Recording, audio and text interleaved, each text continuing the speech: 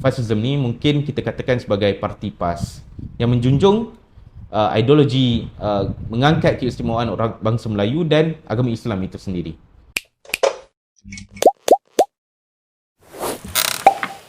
Egalitarianism ataupun elitism, sayap kiri ataupun sayap kanan. Satu perkara asas yang perlu bagi seorang ataupun mana-mana insan yang bergelar sebagai rakyat bagi sebuah negara kota ataupun dalam konteks negara kita, negara Malaysia, sebagai sebuah rakyat Malaysia adalah penting untuk memahami apa dia asas yang paling penting sebelum kita memangkah undi, iaitu memahami apa itu falsafah ataupun ideologi politik.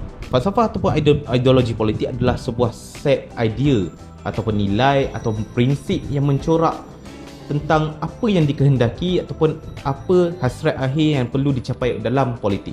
Dan daripada ideologi politik inilah yang akan mencorak politik sesebuah negara dan akan membentuk dasar bagi perjuangan politik apa yang dibawa oleh ahli-ahli politik ataupun mana-mana negarawan. Beberapa ideologi politik ataupun falsafah politik ini boleh kita fahami dengan mudah melalui apa yang disebarkan oleh media barat melalui suatu platform yang kita namakan sebagai spektrum politik. Spektrum politik ini terdapat 3 posisi, iaitu posisi tengah, sentris, yang memisahkan kepada posisi kanan, sayap kanan ataupun posisi kiri, sayap kiri. Secara mudahnya, sayap kanan adalah golongan yang mahu menjunjung tinggi status quo, ataupun status quo ni berasal daripada term status quo ante yang bermaksud mengangkat apa yang pernah diangkat sebelum ni. Kita bagi contoh, di dalam negara Malaysia sebelum ini, seluruh negeri-negeri di dalam Malaysia semuanya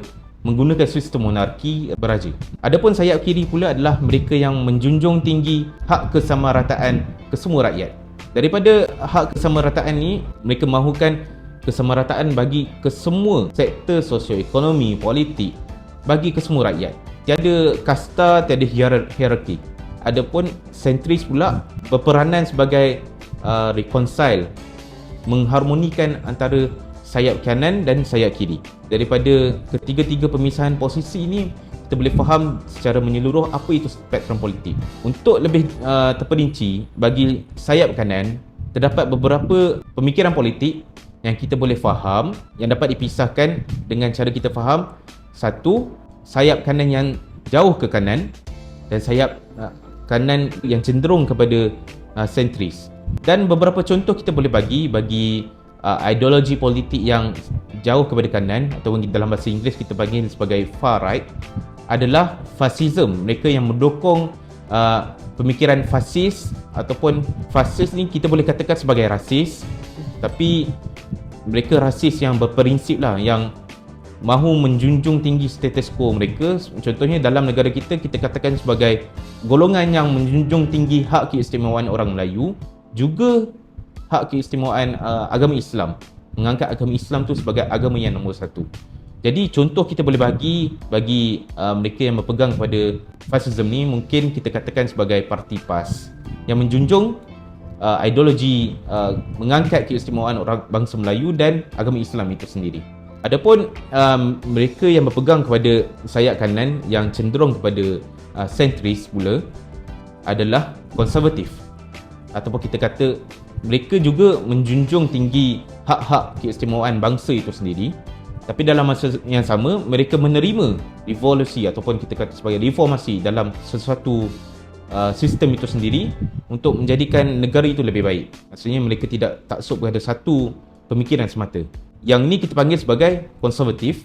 Jadi kita katakan sayap kanan yang cenderung kepada sentris ni adalah lebih terbuka sedikit berbanding dengan far right. Adapun untuk sayap kiri yang terlalu ke kiri, kita panggil dia sebagai komunis. Untuk komunis, mereka terlalu mengangkat hak kesamarataan bagi sesebuah negara itu. Ia akan boleh lead kepada radicalism ataupun extremism. Adapun sayap kiri yang cenderung kepada sentris, kita boleh katakan dia sebagai socialism ataupun liberalism. Jadi sebenarnya konsep komunisme ini untuk situasi politik semasa zaman sekarang ni adalah tidak relevan lagi untuk komunis. Jadi sayap kiri yang kita boleh nampak secara jelas yang ada pada zaman politik semasa negara kita zaman ni adalah sosialis dan liberalis, dan antara contoh sosialis adalah Parti Sosialis Malaysia itu sendiri yang mengangkat sosialisme, dan antara contoh liberalis adalah DAP, ataupun DAP sebenarnya kita boleh katakan sebagai Parti Sosialis Demokrat juga.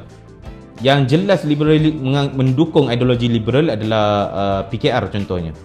Cumanya kita terdapat satu, kita boleh read between the line, kita dapat satu cara untuk kita reconcile, dan ini adalah apa yang perlu dipegang oleh mana-mana ahli politik ataupun negarawan, yang mana ahli politik ataupun mana-mana negarawan ataupun rakyat biasa sekalipun tidak boleh berpegang pada satu ideologi politik saja sehingga menjadi seorang ideolog yang mana dia taksub kepada satu politik.